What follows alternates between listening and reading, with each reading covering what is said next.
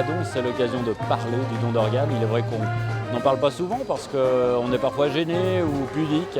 Or, au contraire, je pense qu'on le doit à nos proches de parler du don d'organes, d'en faire un sujet qui est également à être débattu au niveau national.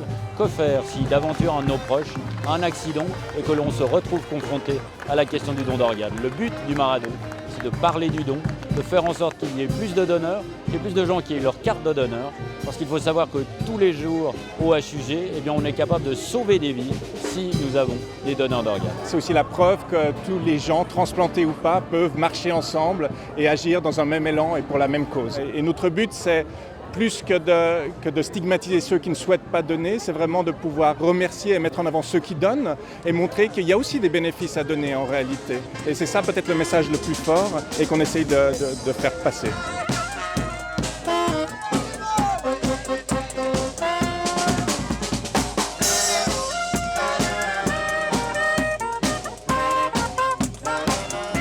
Des journées où effectivement on pense forcément à notre fils qui est décédé, mais aussi, et c'est ça qui prend le dessus